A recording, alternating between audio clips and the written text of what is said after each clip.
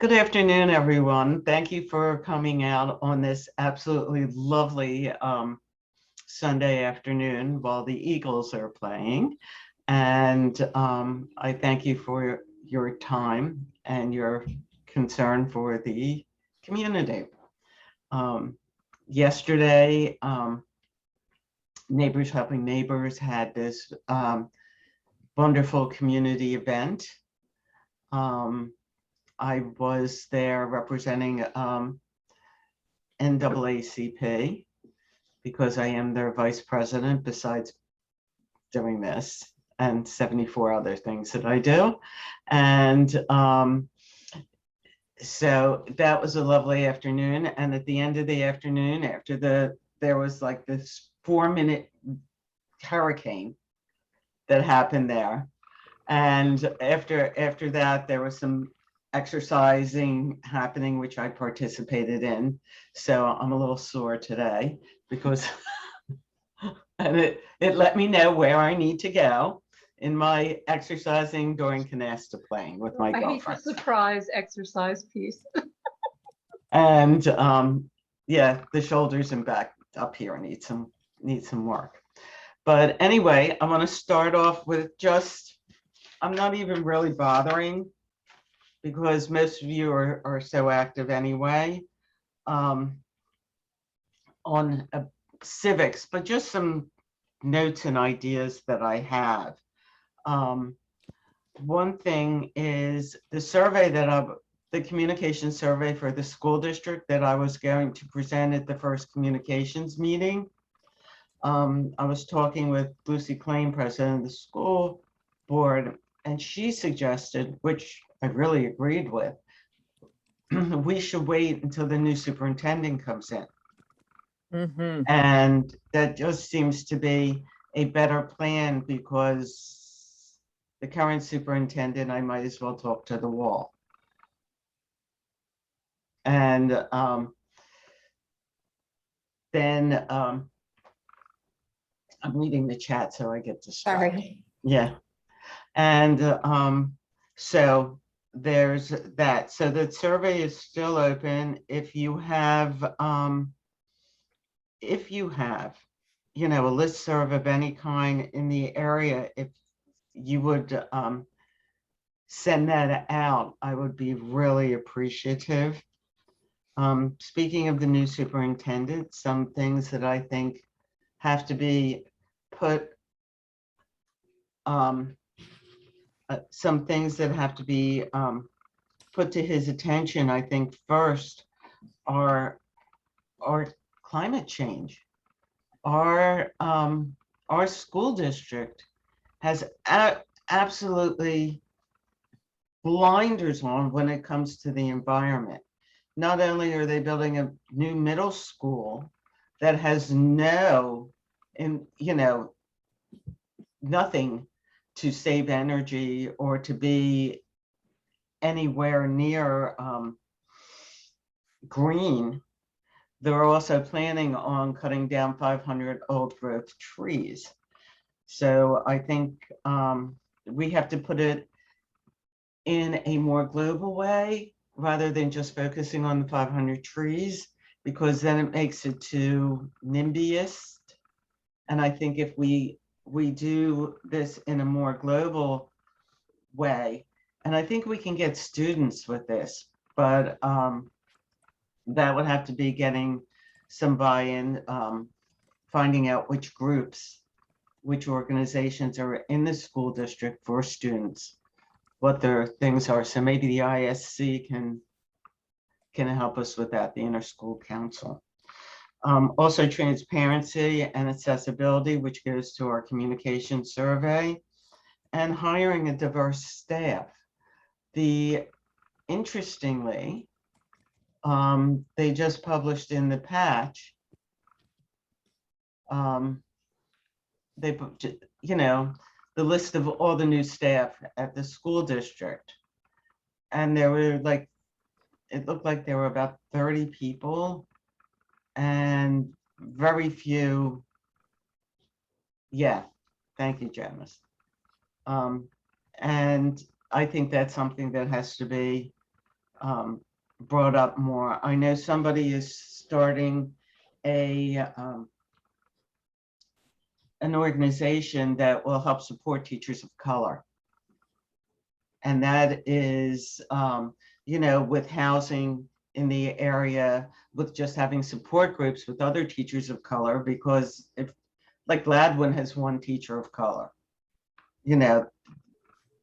that person will need some support. And I think this is a really important thing happening. I'm going to share her event that's happening in our weekly newsletter. Another thing, Anna and I were discussing this yesterday. Redistricting is not just something that happens on a federal and state level, it also happens in a local level. And I think we all have to pay attention to this with how the wards are divided up probably next year. Is that right? Is that when it would be? Next year? I think it would be proposed. They're trying to push off the more local issues to a little bit later on, but we'll see how far the state legislature gets. It also has to do with your polling places. So that and the convenience thereof. So it is important to keep your eye on that local. You're right, Adrian. Yeah, because Ward 5 has a precinct that goes like this and up and around, and it's a little teeny little thing. That there is some obvious gerrymandering. And Anna, will you say again, because you could say it better, on how Gladwin and Penn Valley are divided to give them a little more input on the board? Yeah, I think that the way they divided it up, and it hasn't been done since we didn't do it in 2013 when we were supposed to. So it may not come up for a couple of years anyway, but when it was done, in 2000 or whatever around then, you're supposed to divide and make, relatively equal wards and precincts and so forth. And if you look at it, you can see that some parts of town get divided up in multiple ways so that they end up with several commissioners listening to only one civic or maybe two civics. And there are also some parts of town where there are actually supposed to be civics and they're not. And so sometimes it feels to me that some parts of town have a lot more sway than the number of voters that they have. And, I think Adrian has been trying to analyze where money in the township goes. And I think that's one of the reasons that happens. Yeah, you remember when I mentioned that during one board meeting? Oh, we don't look at that because that's not how we work. Well, that's how you're supposed to work. Here in the borough of Narberth, we all serve at large if you're a borough council member. And isn't that nice and lovely, except that it isn't. And then of course, the number of polling places. I was N2 Democratic committee person for a very long time. N2 only had 2 committee people, 1 polling place that we shared with N3. N2 had over 2,000 voters, 2 committee people. N1, which was predominantly Republican, they moved their polling places around and sort of cut them and sliced them and diced them. When you look at the population and you look at where that polling place should be, you realize today that N1 and N3 should be together and that they should be at Borough Hall, and we shouldn't be looking at a 3rd polling place purely by population. And that was done in the days of when the largest group of Democrats lived in N2 and still do, but the town is 90-something%. Yeah, and it is my humble opinion that it was done to block the R's. So there. So with that, when I was reading up, I don't remember where I read it, but it's stuck in my head because I always go and look at the results by precinct and things like that. And there's not supposed to be more than 1,200 people in a precinct. Yeah. So when you have 2,000 there, there's something funky. So you try to hit all those doors. with I two just committee wanted to people. bring this up because this is stuff that people don't talk about. Right. The population at large looks at, oh, the president, and they vote once every 4 years. But here we have a local election coming up where the commissioners, there's 7 commissioners running, 7 seats open, and nobody challenged any of them. Ward 8, which for some reason has 4 precincts when every other ward has 3. I haven't figured that one out yet. Maybe Anna can enlighten us. But What Anna's ward is that, Adrian? I'm sorry, I don't know. It's South Ardmore, part of South Ardmore and part of South Wynwood. I don't know. I haven't been able to figure that one out. Oh, I can tell you. But Anna's retiring and Sean is running for her seat. Thank you, Sean. Thank you, Anna. Yes. Especially thank you, Sean. No, thank you for all you've taught me. I'm going to be calling you a lot. Well, I mean, I have to say, I'm not so sure that, there isn't a lot of contests for these jobs because I'm not sure who wants to do it. It's a lot of work. It's a lot of work, and they give We you get what? paid the What princely does- sum of $4,000 a year set by the state legislature. So, a lot of people do it because they have an interest in a different office, I think. And, that tends to bring out the guys. We need to have more women running. Yes. Yeah. John. I would even suggest to you that party support, whether it's R or D or independent or Green Party, is that kind of support is needed when you are in your ward and you want to run, Sean. You need dollars and boots, and maybe you don't have that big a network, but you want to do the job. And I think the party, and I can only speak from experience with my own party, the party, and you don't get a lot of support financially or physically. Well, And if you're uncontested, you don't need so much No, what I'm saying dollar is for people- support. what I'm saying, what the turnoff is, Anna, is the turnoff is there's no support. Right. So I have to tell you, I mean, I didn't get told a lot of things when I was running, and I ran into issues with the election board that I didn't know about. sure. So, Yeah. So there we have some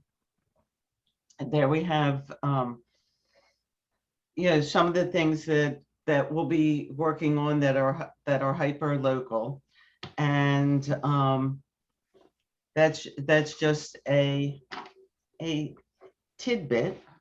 I think we have to do some more lobbying of our commissioners and have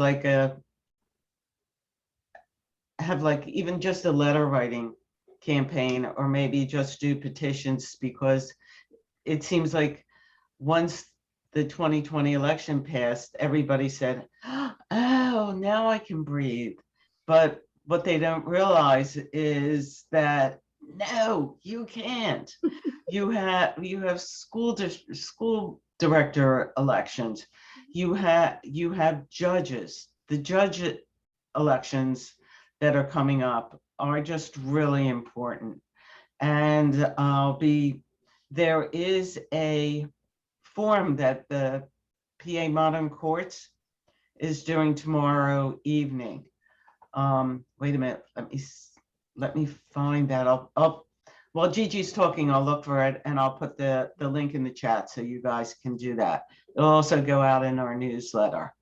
And I think that's really important. It's really important to learn a little bit more about the candidates, because I think sometimes people vote for the blonde woman, and if she turns out to be a Republican with very conservative views, that's a really bad thing.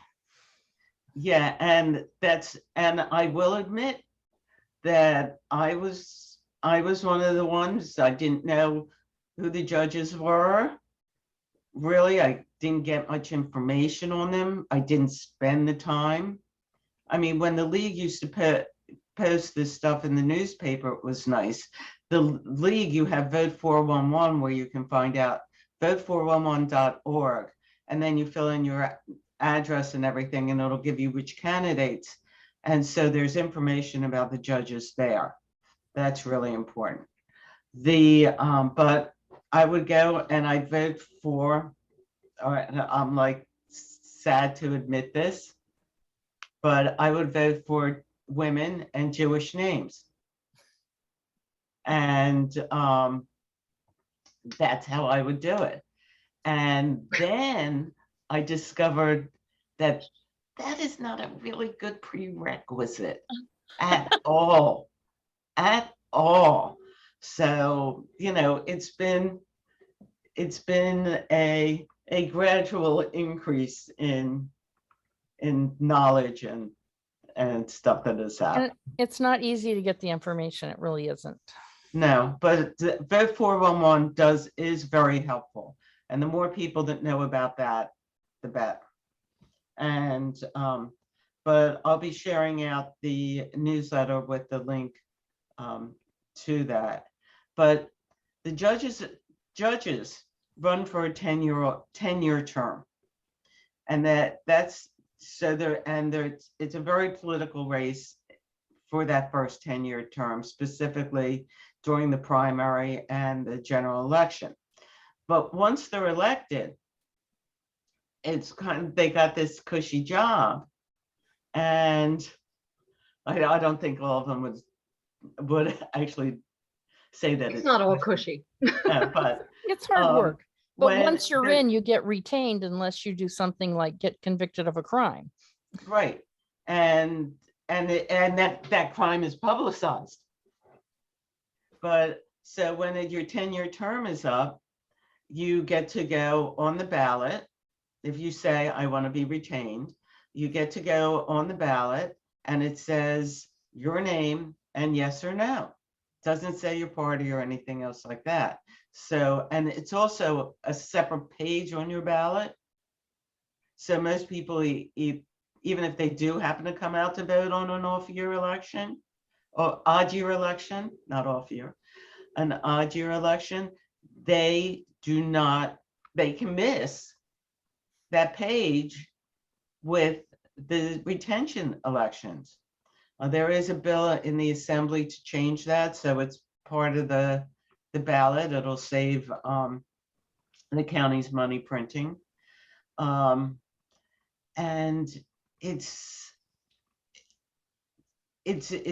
that's why it's important. I mean, a judge in common pleas got retained 2 years ago. And she made a ruling just recently that was terrible by anyone's stretch of the imagination. And I just have left in my brain the fact that it was a terrible ruling and her name, and I have to go look up that ruling again. So, but she's you know, fine for another 8 years. So after that, I think I'm going to hand it over and introduce Ms. Gigi Moffatt, who runs the Narberth Community Foodbank. And they do more than feed people. And I think that her work and her knowledge is unsurpassed in our area. Wow, thanks, Adrian. I think you're I really respect and all that stuff. You're always there as a resource, and I appreciate that. Well, thanks. Thanks. I feel the same way about you. Thanks, Janice. I'm Gigi Moffatt. I'm the founder and director of the Narberth Community Foodbank, soon to be the Narberth Community Services. So we will go beyond the food pantry. We always have in a way, but this makes it all legal and the I's and T's to the IRS, and you and me can make sure everything's on the up and up. So no one's chasing after us and vice versa. Adrian brings up so many great points about what's happening locally. Locally, we know that the school district admits to that's the public school system, I apologize. Public school systems admits to 10% of its population eligible and receiving free and reduced lunch. And quite possibly another somewhere between 5 and 8% could benefit from that program that may or may not sign up for that program. We know that before the pandemic, county officials estimated, and we'll get to that estimated part, why it's estimated. Estimated that somewhere between 9 and 10% of the population of Lower Merion and Narberth needed food support and were food insecure. I will argue that number until the day I die, because we know that we are not reaching another 5 to, it depends on whose numbers you see, 5 to 12% of the population, and we're not getting to them. As many organizations as there are, we have a plan. Estimated. Why is it estimated, Gigi? Why? You were in government. We know a lot about each other. We can call each other. We can talk to each other. Well, guess what?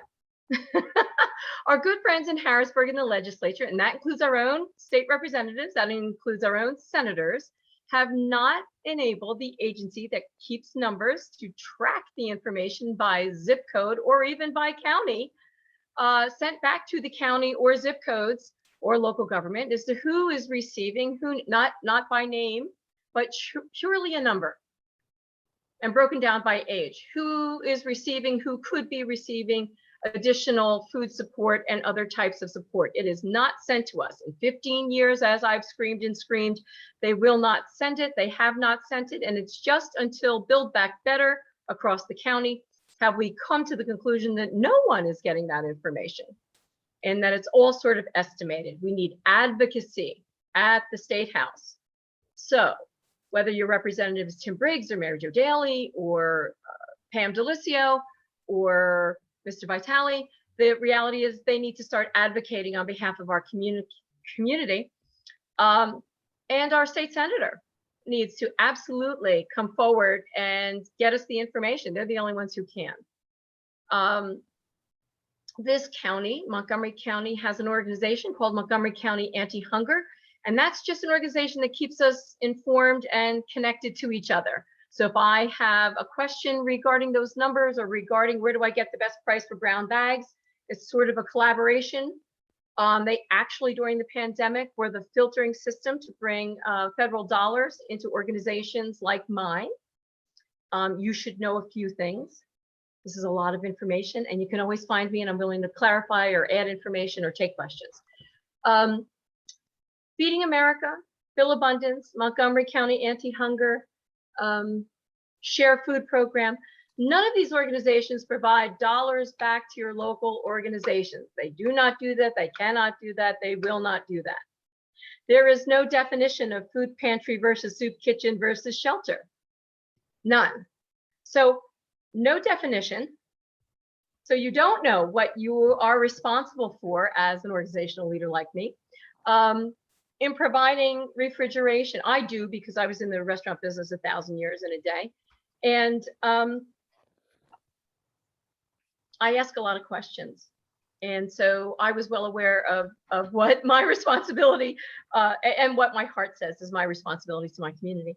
But lots of organizations don't have those definitions and don't know what to do, how to receive refrigeration or any of those things. We have areas across Montgomery County that are heavily served like ours, and we have some that are not served at all or only served by 2 organizations like Pottstown.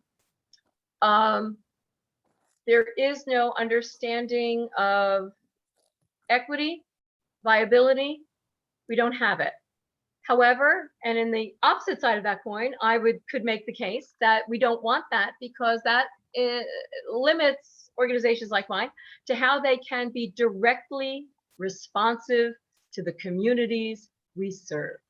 I don't want so much oversight that you're going to tell me I have to take all the oranges, but I can't take all the kohlrabi. So So it gets tricky. I will tell you that during the pandemic, 41 million Americans turned to SNAP program, which you and I know or call it food stamps, but it is the nutritional support campaign across the country. That campaign and that program had not had any increases in 40 years of dollars. So we were buying food with this really insignificant, inappropriate, inaccurate information out to the public. And regardless of what the Washington Post, the New York Times, and anybody else tells you, we haven't solved the problem of poverty or hunger in America. Because if you look at the 1.6% that Joe Biden actually took out of that 11 million or whatever you want to believe, 11.5% of the nation, that's an F. If you're a professor, that's an F. You're getting a really bad grade. He would have to hit somewhere around the 50% mark. Now, 41 million people is a lot of people.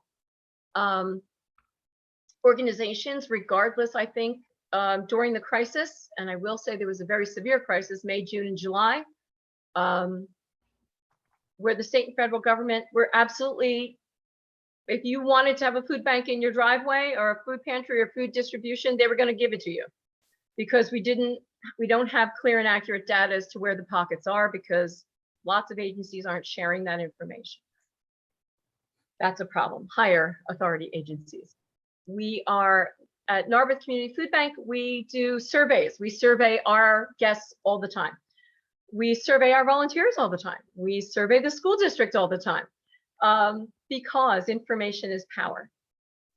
I will say that the Lower Merion Township Board of Commissioners were the entity that ran first. Gilda Kramer, Andy Gavrin, Mr. Stevenson on the phone all the time, asking what could be done, what do we have to do to make sure our community is cared for. And through a CBDG grant, more than one, Lower Merion Township was generous to include Narberth Community Foodbank in those two programs, where we could feed prepared meals back out to community members. And that was community members of the single family households or those that had up to 8 to 10 people. And right before the pandemic, the crisis was already hitting in 18 for a number of reasons. We saw a really strong uptick in multi-generational homes, seriously strong uptick. Nothing wrong with that, except that, what for half the year you were providing for 2 people in a household, and now suddenly there's 8 people in that household, and we have to adjust on our side. So, which is why we always survey. We're really big on that, getting as much information as possible. The food, we learned so much out of the pandemic. We learned what was really happening with the 167 households, May, June, and July, that were in front of us. And we were really running, but asking them a lot of questions. We actually received some sort of silly award from the CHIP office in Harrisburg, that we signed up more families for CHIP in 3 months than I think we had in 3 years in Lower Merion and Narberth. So they gave us an award, which I thought was humorous. We do a really good thing around a really bad idea, right? Is CHIP the medical for kids? For kids, it is. It is the medical assistant, the full state program to cover medical for kids 0 to 18. And there was a lot happening. We learned from our guests through the survey that providing a one-stop shop to receive in local municipalities, where can I talk to somebody about Medicare? Where can I talk to someone about my immigration issue? Where can I talk about unemployment? Where can I find somebody who will help me get food? And what that really looks like for them as users and for us as providers. There are so many ways. Community members need, right? You've lived here a long time and you have your house and you want to age in place, and that seems like a great idea, only you need support. But all of those people and organizations that you would have been able to name off the top of your head 10 years ago, maybe you can't do that. Maybe you don't know who paints houses anymore. Maybe you don't know who can come and fix your stove. And so because government has the fear that if they put out a list of people who could do contract work, that means they're recommending them and they could be sued and we could be sued. And so who's going to sue the food bank? Not a lot of people. And so we will put out that list of providers and speak to those providers long before we post their names, and hopefully be able to, during the pandemic, we had so many seniors call and say, I don't trust myself with the stove. My stove's not working, or any number of problems. And, the front window in my house, this was one, leaks every time it rains and I don't know who to call. So we become more than just a food provider. We really become the communication source back to a lot of folks for their needs. Childcare, the expense of childcare.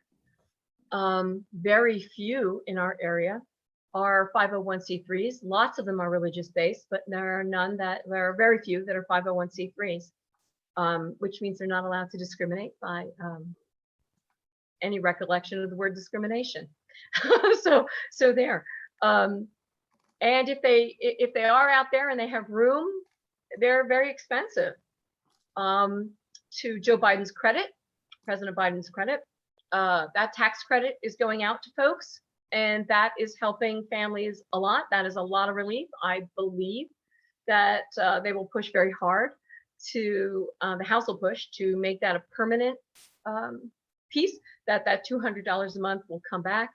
I do want to say that became very clear, along with lots of other messaging from our guests in our community, that this is a community that is responsive and wants to help and jumps in. There wasn't one person, if we said, hey, what we really need you to do is to come in for an hour and just help us take the trash out. What we really need you to do is to go over to the library and give them these posters so that people know how to find us.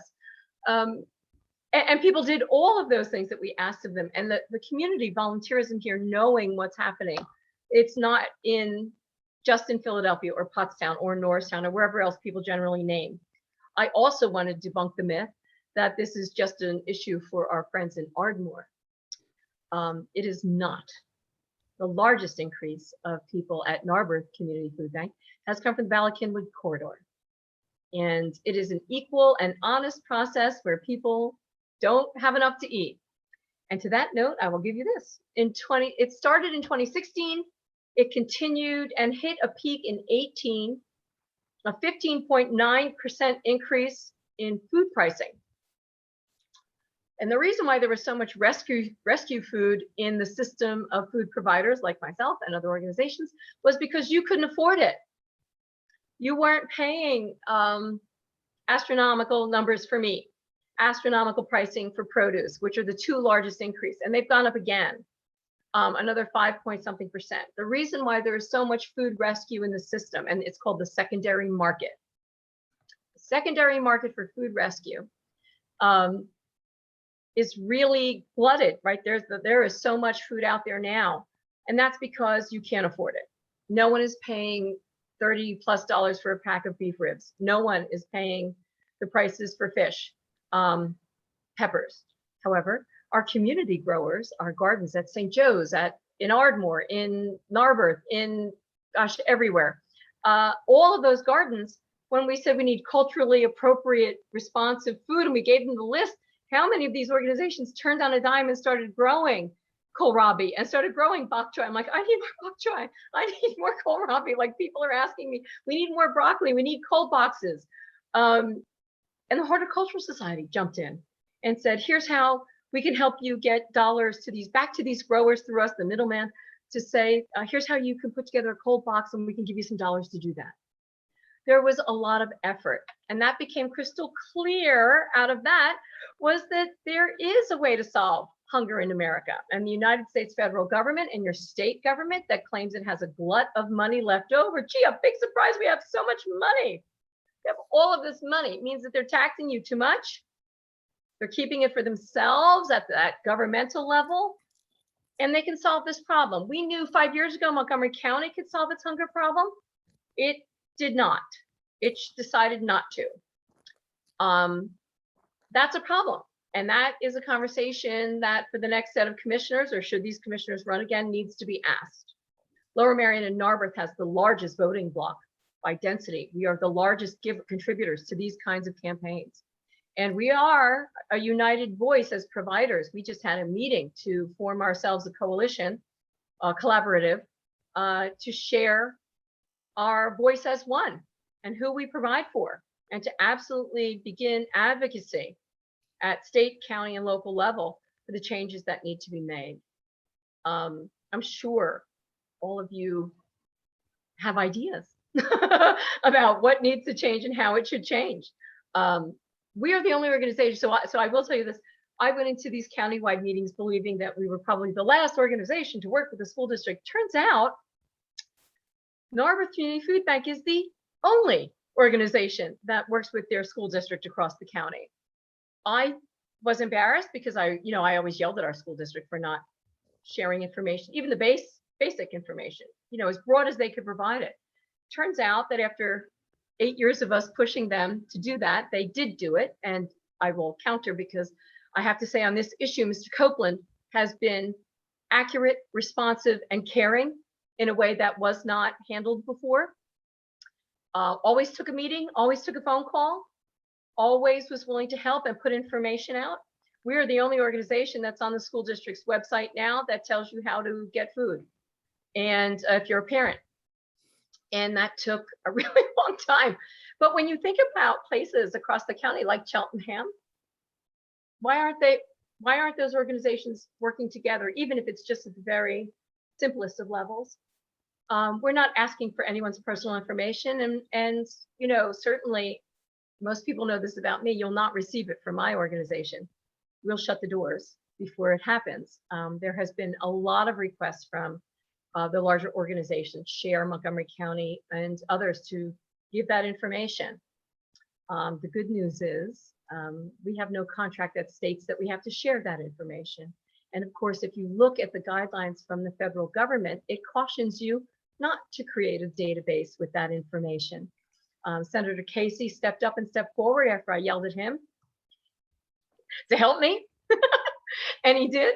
And I said, you have to tell these other providers that we're not going to give them our neighbors' names. We're not going to give them, we can give them very basic, broad information, but we're not going to do it. And they all said, well, the problem is the state won't give us the information. And I said, well, you're all such good friends with each other at the county and state level. Start talking to them. Don't put it on me. I can't betray my neighbors, and I won't. I simply won't. And so we don't have to. A lot of the granting agencies understand that. I will tell you that pre-pandemic, all of those grants for foods to provide dollars to agencies like Narberth Community Foodbank were drying up. There was very little money in the grant machine. Everything was about jobs, jobs, jobs, jobs. And you know that if you get more than a part-time job, your benefits get cut off. They drop your food stamps, they take away, even though it might be 2 weeks for you to get a check, they take away your unemployment. Lots of things shift, and that is a real problem in the system.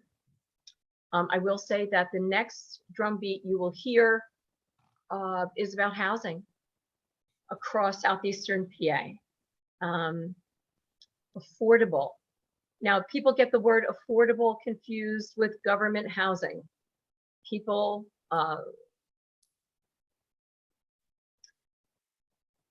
Narberth Community Foodbank will be working with the NAACP and Jamie Mogul Law Firm, along with a lot of other volunteer attorneys, to untangle titles in Lower Merion and Narberth for properties. We are going to hold that meeting. We have a number of people on board and a number of people asking us to come to like other parts of the county and into Delaware County and into Bucks to help them out. What really we better start rowing in the same direction, or we're all going to start sinking. And I will tell you that property values is the mantra of the elites. So if you want to talk to me about I can sell my house for 600, I'm not interested. I don't care. It is a disconnected issue from last century thinking. It is not 21st century thinking. When you have more people who need support than you have people who can afford to live here, you have a problem. You have a big problem. very big problem, and it's across southeastern PA. Tangled Titles event, again, NAACP, Narberth Community Foodbank, and Jamie Mogul Law. You'll see that coming very shortly. There'll be civic associations and organizational 30,000-foot view, and then we will push out to the public, anyone, and explain to the public first what Tangled Titles are. I'm happy to do that now if someone doesn't know. And thank you for your time. Thank you, Adrian. Thank you. I'm happy to answer any questions anyone might have. Do you have a date yet for the Tangled Titles? We're meeting this Tuesday to hammer out the schedule with Okay. the holidays and some people already looking at all those maps and being prepared to file about those maps. Took up a lot of our attorneys' time recently, so we had to reschedule a few times. But this Tuesday night, we are all meeting to have the dates on the calendar to make this thing get ready to launch. Okay, let me It's know. gonna be We'll start huge. sharing it out. Yeah, we'll start sharing that. So Sean, you had a question. Yes. So from the provider perspective, do you have a sense of how people feel about accessing the ease of accessing affordable housing through Lower Merion Township, let's say, and in Montgomery County in general? You want the straight answer, or you want the political answer? No, I want the straight answer. The straight answer is there's too many obstacles, there's too much garbage, and your commissioners don't give a shit. Neither Right. do the council members here in the borough. And what they Right. do care about is, Adrian, can I say it? Yes, you can. It seems to me what they really care about is absolutely taking your property out from traditional Black neighborhoods. They Right. care about that. And wait to see what's happening in Norristown. We're gonna have people file injunctions between you and me. Yeah. Those two streets that are traditionally African-American housing homes for people, generational homes. Those homes, the folks after the flooding have not been allowed back into, and I expressed my concern because, as we know, I've lived long enough to know that I was 0 years old. I was yesterday old when I was well aware that it's a tactic. When you set the bar really high for people to return to their homes after this kind of tragedy, it gives the state and county government the light bulb idea. We can condemn these houses, move these people out, and then we have a whole new development come in and charge $2,200 for a space you wouldn't put a dog in, and we will get revenue. What do you think about that? I know what I think about it. What's really important is, what does the rest of the township think about that? Mhm. What does the rest of the township really think about it? We hear from commissioners, we hear from the same handful of people, Adrian, myself, and some others, even Jill, who was on the call, but we don't hear from a lot of the public who say, oh, it's terrible and oh, it's awful, but it's right in your own backyard and we don't really hear from them. No. Yeah. Well, I want to, then I'll call you, Gigi, because I think Yeah. that it's, as the Affordable Housing Subcommittee is undertaking some work to kind of improve the supply of affordable housing here, we need to know that people can actually get it when they need it, and my concern was that the answer was the answer you gave, which is that people have a really hard time getting to it. So all right, I mean, I'll let's have just to look tell at, just really quick, the voucher system, a Yeah. ridiculous concept Yeah. in and of itself, created 40 years ago when, oh, Anna, let's think, who was president 40 years ago? Who could have had control of the government 40 years? Let me think.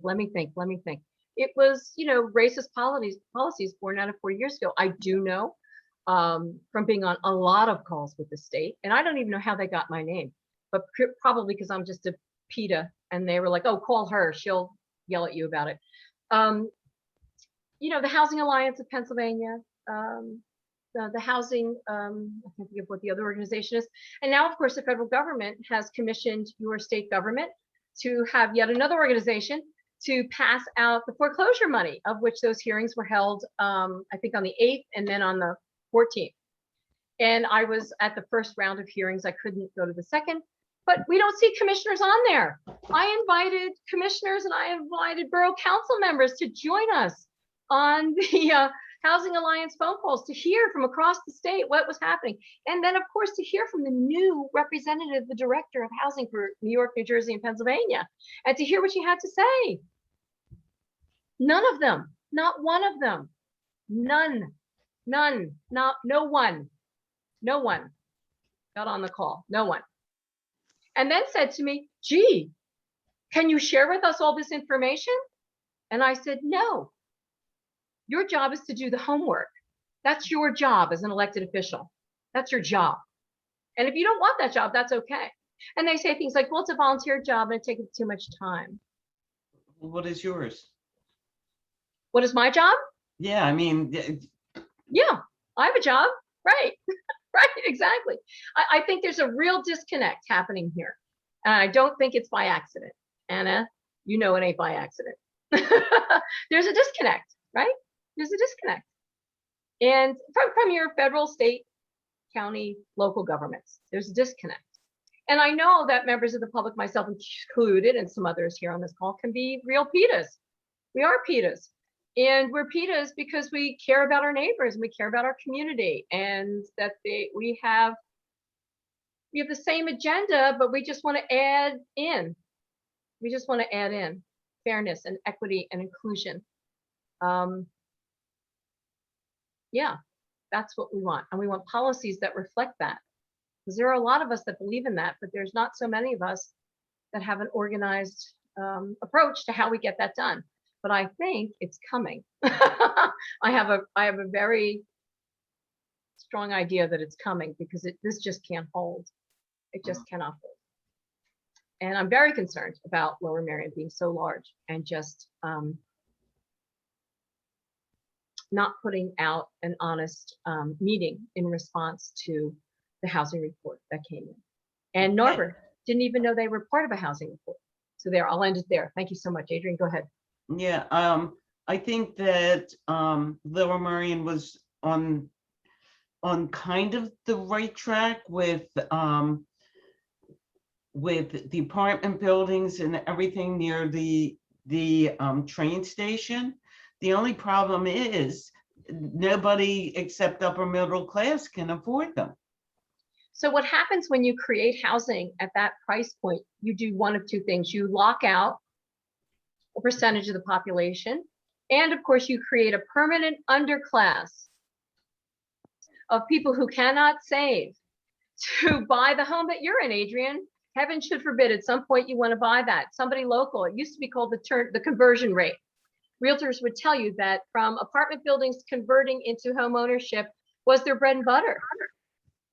And now it's all out of state purchases. It's people coming from wealthy people from California, New York, Vermont, from all kinds of other places coming here and buying these houses at astronomical prices. I'm not such a big fan for government oversight on everything, but I think this out of control housing market needs to get reined in a very serious way. Yeah, and also with that, the township tells me that they don't keep track of vacancies in any of the apartment buildings. Right. I tried to get those numbers. I couldn't get that because I thought that if you go and take a look at the vacancy rate in there, those apartment complexes with the higher vacancies could be the places where we could work with some subsidies to allow more affordable. And our new housing representative for the 3 states said very clearly that, offering a developer who's looking for return on their dollars, let's just take the Maybrook property for one, wasn't supposed to have kids in it. Remember that whole thing? Oh no, no children. Day 2, there were 70 kids. I called the school district. I said, what's going on? Why is there a bus there? What's happening? And they said, oh, you've got like 30 kids in that apartment complex. Then, of course, we're told months later that it's not a third full. It remains vastly empty, and you can't sell or lease rent, whatever that is, at $4,000 a month. But remember, the whole point was all these people in Gladwin who just cannot be bothered living in Gladwin anymore, or Bryn Yeah, Mawr or that's, wherever, that they were going to come here and live in these $4,000 a month apartments after they paid off their fantastically Mortgage. expensive home in Gladwin, that they would come here because it's so convenient. This myth of putting affordable housing near train tracks, I would tell you to look at the concept, everybody, to look, because I was on these calls repeatedly with the Penn Population Center, and Sean, you can get a hold of those recorded meetings, talking about that what in Europe is called accessible housing. It is accessible by price, by design, and by location. It doesn't have to be on the railroad tracks where FEMA is basically having, and that other agency is having a heart attack. We're building so close to 9/11 Commission. All those people were building so close to railroad tracks. They're like literally having heart attacks. The idea is to make the design of your town, your property, and these locations so that everyone has access, and that you just don't put, right? So we've heard this before, which is just this lovely idea that will never happen. We should put firefighters in public housing along with, well, they don't want to live there, first of all. There's no mandate that anyone has to live in the neighborhood or territory where they serve as a firefighter. You could live in Belmont Hills and serve in Gladwin, or vice versa. And that's the same for the police. The police don't have to live here because it's so expensive to live here. Well, take a look at your police budget and see what you're paying these people. They can afford to live here. There's this myth that's happening, this myth that came out of last century thinking. And Yeah, 35% of Lower Merion's budget goes to police. absolutely. I The think highest it's a little percentage more of than budget that. in Narberth is the police department. And I should say to you, and I should say to you, and I should say to you, what are the real criminal numbers? What are those numbers? Other than traffic stops, what do you got? We have a few outlier crimes, not in the borough, but in the township, you have a few outlier crimes every couple of years. Those are outlier crimes. You don't have on the regular. And 15 years ago, the township, longer, maybe 20 now, was told that they should put an alternate cop shop near City Avenue. Oh, but we can't have that. We can't put a police. What does that say about our neighborhood in Balakin? What does that say about our neighborhood? What does that say? It says you have a crime bump and we're responding to that. That's what it says. We're taking care of you by being here. But nobody wanted it. And so it all just got put away. And it happens. Oh, but we're not unique. We're not unique. This has happened across the country, across the county, across everywhere. It happened. But we have to get back to being honest. I was vice president of Narberth Borough Council for 4.5 years. I was public safety and in borough government, public safety, leader of public safety, makes all the decisions regarding police and fire and all those other things that are about public crosswalks, roads. That's the job. And I, as Anna said, and Anna knows, that if you're doing the job right, your health is called into question because you've got all the balls in the air. Your patients, your family has had enough by year 2 if you're doing it right. It's a lot to ask, and I don't, which is why I'm always really careful, even though I disagree a lot with school board members and Lower Merion and Narberth, but I'm careful because I know it's a really, really tough job. It's a really tough volunteer. These are the most, because the policy of our neighbor, right, things that affect us directly, and on the burden of a volunteer like Anna, a volunteer.